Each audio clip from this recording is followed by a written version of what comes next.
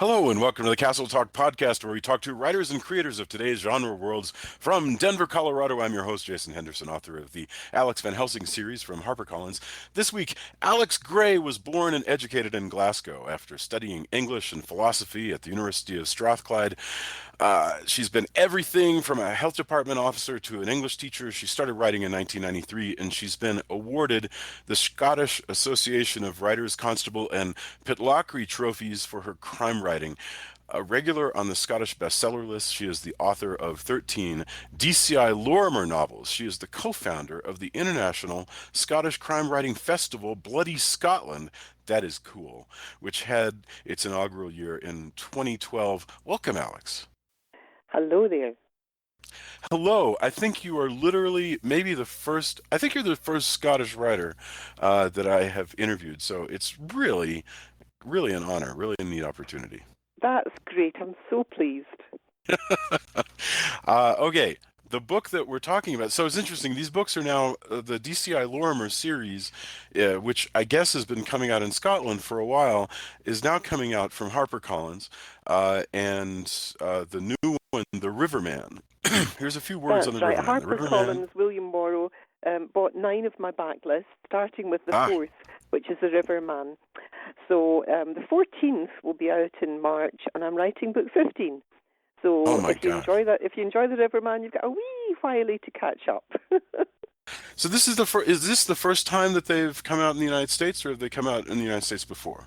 They've been distributed in the United States, but I've not had a US publisher until this year. Wow, that's really fabulous. So 14 in, just new chapters are opening up. That's really cool. This one, in case people are wondering, the brand new one, The Riverman, is the 4th novel in the DCI Lorimer series. In this one, Detective Chief Inspector, because we don't have the word DCI in the United States, for what it's worth.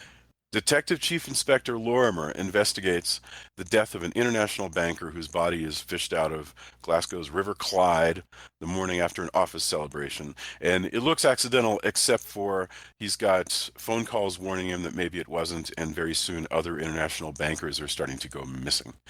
They're not actually bankers, they're accountants. Slightly different. Well, okay. Yeah. So it's a great, huge accounting firm, like...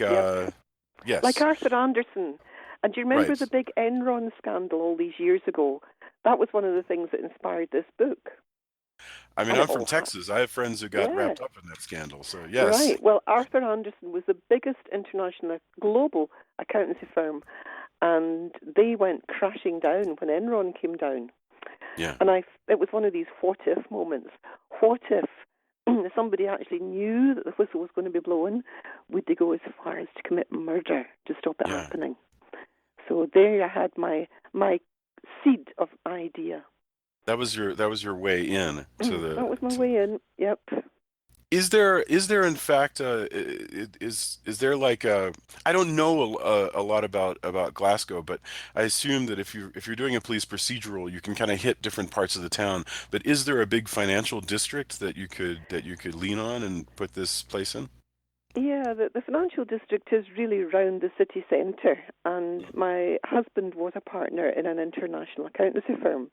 So I had years and years of being the corporate wife and knew quite a lot about these places and quite a lot about how things worked. So, you sit and listen to the sidelines, and then you say, can you help me with this? Can you help me with that? Not my husband, but, other people who were still in the business. And it was amazing the amount of help I got from different people. So I just made this particular international firm up completely, set it beside the River Clyde, and off we went. So if you've got, it seems to me that if you're doing like this one is about, and I'm going to ask you in a second about the police procedure stuff, but if each one, your character DCI Lorimer is investigating some kind of a murder or a series of crimes, in like this time it's in an accounting firm. I assume it's a different industry every time. Does that mean that you have to spend time with each one just sort of diving in and learning all you can about this different setting? Well, do you know what? I have to learn something with every single book because I've got no police background. None of my family were in the police. So I come to crime writing with a complete blank slate. And I just went knocking on doors. I went to see our chief constable, and he put me in touch with senior officers. I've now got a huge, huge raft of contacts in the police and the forensic services. One of my best pals is the head of the pathology department here in Scotland. It's just fantastic. I've just got this huge, big network. But it all started with me writing nice letters. Please, can you help me? I know nothing. Do you recommend that? Like if Yes, somebody wanted to do totally. Yeah, so get to know your police officers and see if they'll do an interview with you. Go out and find an expert in their particular field. Go out armed with 10 good questions. You come back with 20 answers and lots of stories. Now, the very beginning of the Riverman, I wanted to start that book with a body being fished out the Clyde, and I thought, how did he actually do it? Mm-hmm. You know, I mean, a body in the water is going to be really heavy and waterlogged. How do you actually do this? So I thought, well, there's one person that can tell me, and that's the Glasgow Humane Society officer, guy who's been doing this all his life. Yeah. And his name's George Parsonage, and as it just so happened, he was known locally as the Riverman. Oh, my gosh. And that's where the title came from. I was standing with George in his kitchen one day, and I said, George, has anybody ever used that as a title for the book? He said, no. I said, can I? He said, yes. So I did. And that's how it came about. And that's how it opens. He's really quite famous. Yeah. I mean, it's a wonderful, very cinematic opening with this, with the Riverman rowing and looking for this body. It's I love the opening, and somebody else loved it so much that they set the words to a choral symphony. Really. You'll have to send that so I can link it. To when it's fantastic. It's called Colours of the Clyde, and the composer is a man called Ken Walton. And I was there at its world premiere, announcing it on stage, and then sitting with George in the audience and listening to these voices singing the words that I'd written. It was surreal. It was just amazing. So the Riverman has really done a lot for me in so many ways. That's remarkable. I mean, I was you brought it up before I even asked about it, because I was going to get to it. This whole question of putting yourself. Because if I think, hey, a body's going to turn up down the street, it's going to turn up in the water, what happens next and what happens next and what happens next?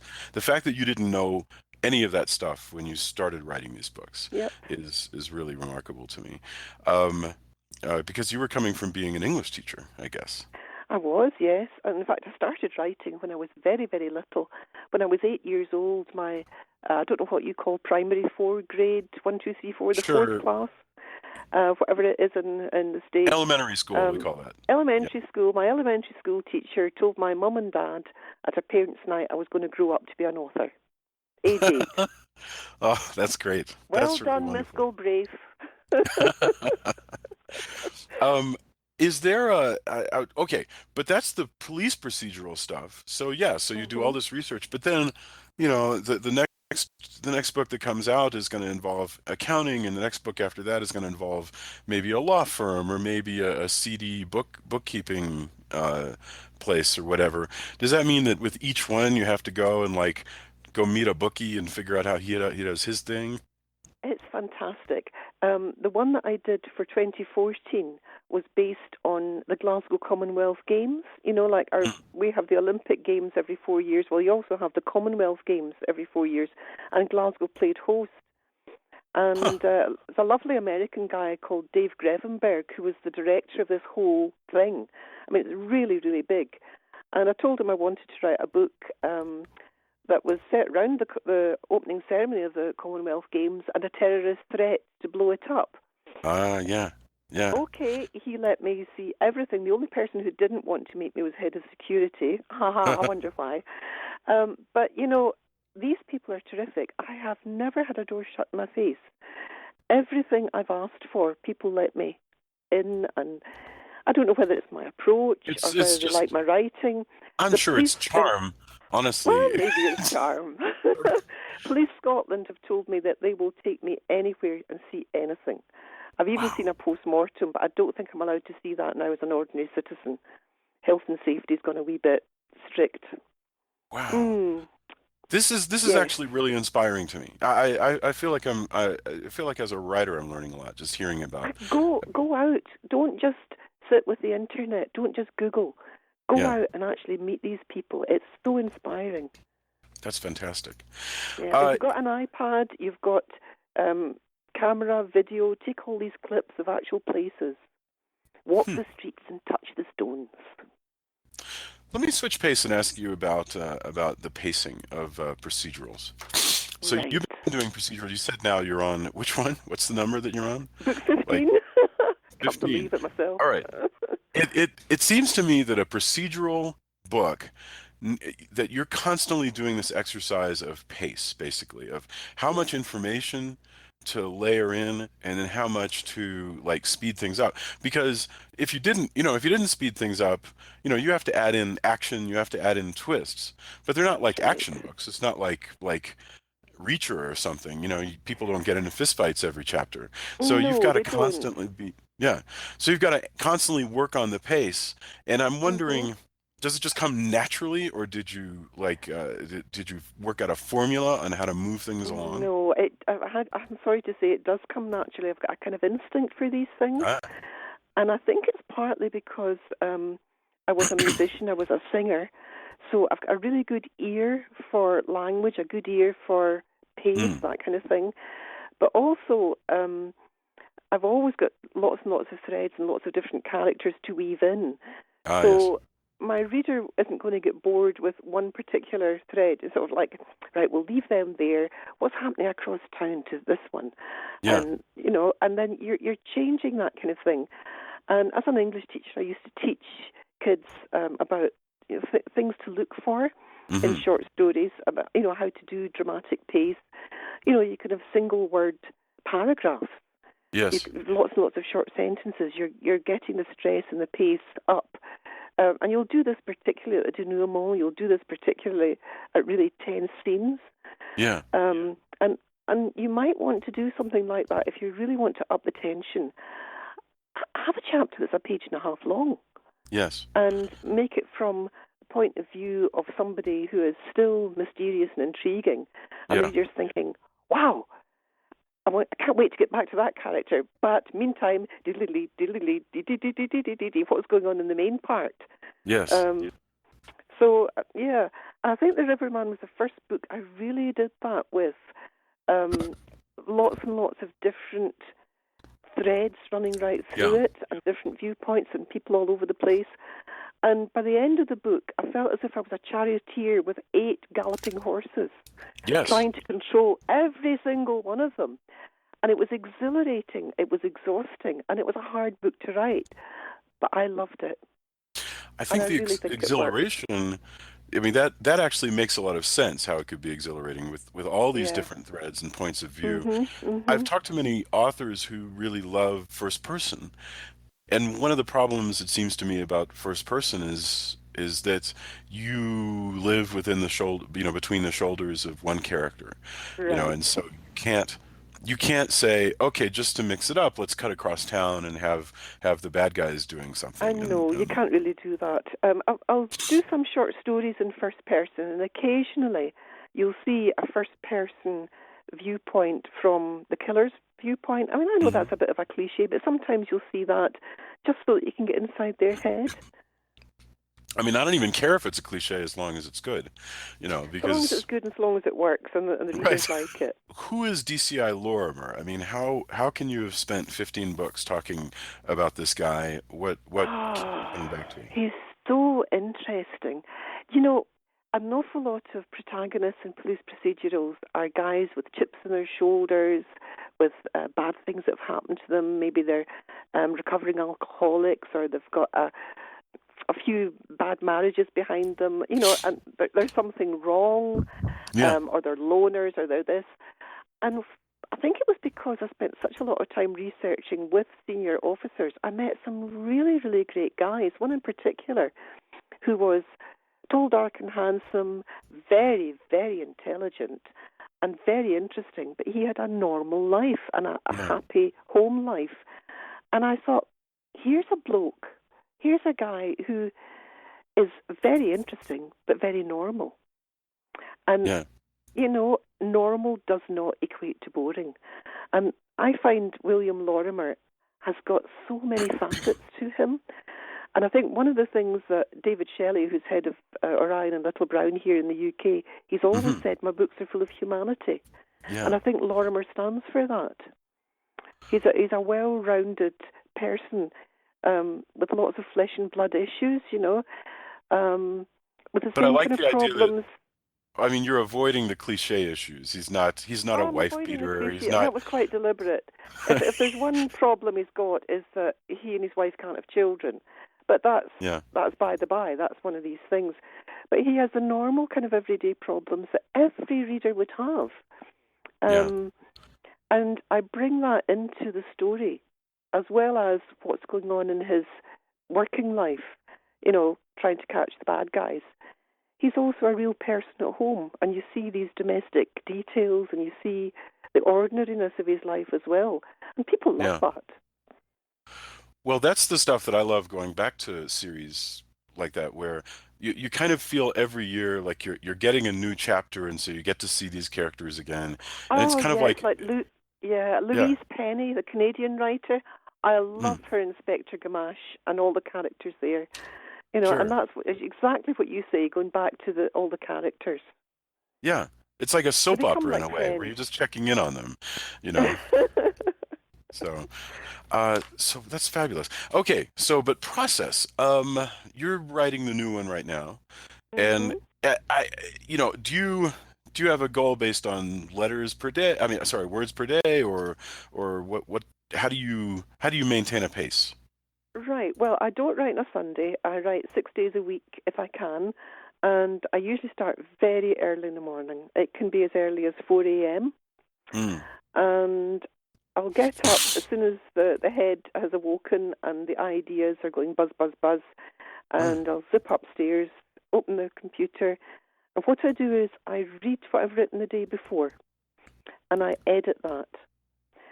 And I suppose it's a bit like, you mentioned soap opera, I suppose it's a bit like a serial, where if you're watching something episode by episode, they'll give you a little bit of, this is what has happened up to now. Yes. So that you can launch off in the new episode. And I suppose that's kind of like what I'm doing every day. I edit, and then I go off and do 1,500 words maybe a day. Yeah. Wow. 1,500? I mean, and that's... when you're getting to the end of the book, you can do something like 5,000 a day when you're, when the horses are galloping. I recognize. I think that's a really beautiful phrase, the horses galloping, because it's true. When you're getting towards the end of one, you really can feel the book kind of having its own sort of gravitational tug. Yep. I've got another phrase, Jason. The red mist descends. I think I go slightly mad at the end of our book. I just warned the family. I said, the red mist is descending, and I think I just go completely bonkers for the last few days. Yeah, I completely. Have you ever experienced this thing where I always call it the event horizon? Like you're sitting down and you're trying to get a chapter done, and nothing's happening. You're just sort of writing words, and nothing feels. It all feels very mechanical. And then there's an idea comes, and then it's as though your boat has sort of drifted towards this event horizon, and then suddenly you're in, and you don't notice yourself again until you look up and you're beyond it. This happens to me all the time, every day. I don't have a time when I'm sitting just looking at a page. I've never had writer's block. I'm sorry to be such a No, I think that's fabulous. It comes in. I can get to the end of the chapter and think, what on earth? Where did that come from? I have no idea. I don't plan beforehand. It's all purely intuitive. It's all the creative unconscious. I can remember, I think it was at book 5, Pitch Black. One of the books anyway, from way back. I think it's the one that comes after the Riverman. I do something unspeakable to one of my main characters, and at the end I think, where did that come from? Right. And it wasn't until chapters and chapters later that I thought, oh, right, okay, so that's why that had to happen. I mean, things will happen and character names will come to me and I don't know why. Yeah. One of my main characters is Solomon Brightman, who is a psychologist and a criminal profiler, and he came to me fully formed, as if I had come into the study, sitting on the edge of the desk. Honest to God, I had poo-pooed people that told me this happened. It did happen. Name, everything, background, appearance, the lot. And then a couple of years later, I thought, where did the name Solomon Brightman come from? This Jewish Londoner who has made Glasgow his home. Solomon the wise, bright man. Right. Okay, and I'm thinking, duh, yes. But the thing is, your brain can make these decisions without you knowing. The brain is fantastic. Yeah. And I think that's why, because I write so early in the morning, you've got this lovely thing that's happening at the time when you're waking, which is psychologists and doctors tell us that is when the brain is at its most creative, half awake, half asleep. Wow. So that's really inspiring. I do have a friend named David Bowles who writes young adult novels and all kinds of very creative books, and he actually writes at 4 o'clock in the morning as well. Yep. So does Alexander McCall Smith. Yeah. No, I mean, I guess it's pretty common. Boy, that's some commitment, though. Fantastic. Well, okay. So the brand new book is, new to us anyway. The Riverman, 4th novel in the DCI Lorimer series. It is from Harper. I think they're calling this imprint. It's an e-imprint, Impulse. So you absolutely should get it. Yeah. And if you get it, there's like all these other DCI Lorimer books you can go to immediately afterwards. So that's right. It's very exciting, and it gives you a look at if you love police procedural mysteries, now you have them in Scotland, and I think that's truly fabulous. Okay, I am really enjoying it. I'm sorry? There's a bit of the Riverman, of course, is set in the USA. I haven't gotten to the New York parts. I have not gotten there yet. So I promise I will, though. That's what I'm gonna read as I'm wandering around today, doing nothing on a Sunday.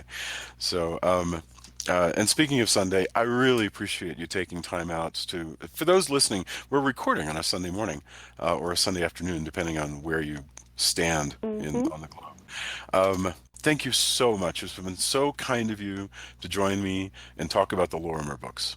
It's been a delight, Jason. Thank you so much. And hi, everybody in America. It's a delight to speak. Alex, have a delightful Sunday evening. I'll talk to you soon. Thank you, dear. Bless you. Bye. Bye.